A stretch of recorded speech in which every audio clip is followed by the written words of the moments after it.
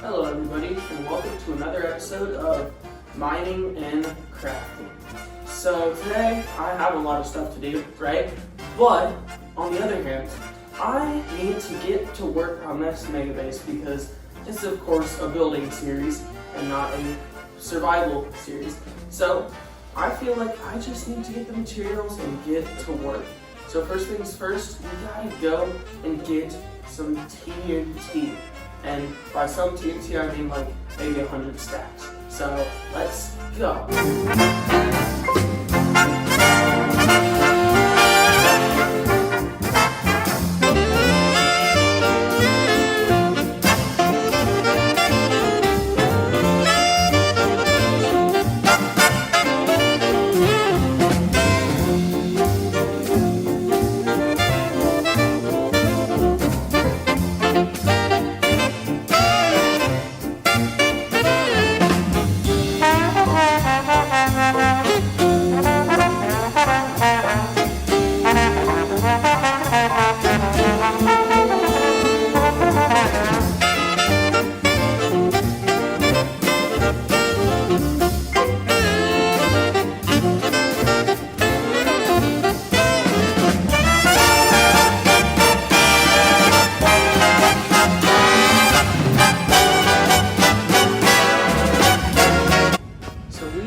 Finally finished the bridge, and I'd say it's looking pretty good.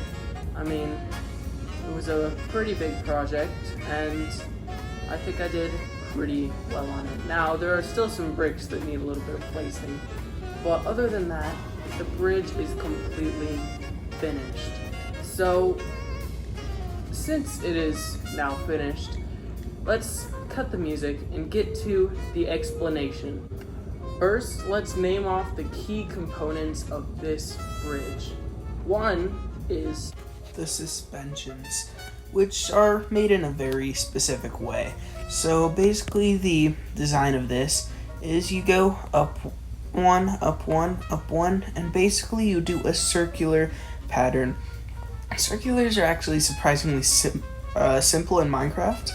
So all you gotta do is that one simple thing to get a beautiful suspension look.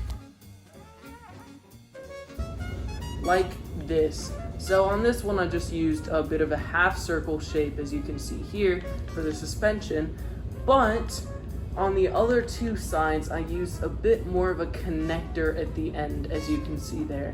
And then as for the bottom, the little details on the side really bring this whole build together, because if I didn't add these little sculpt bits, then this build would have been just a flat wall and it wouldn't have had a lot of the detail that was later added in.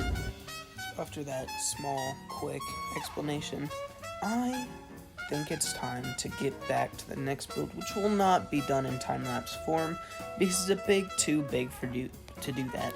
So instead, I'm going to show you a couple of clips of me and my friends building.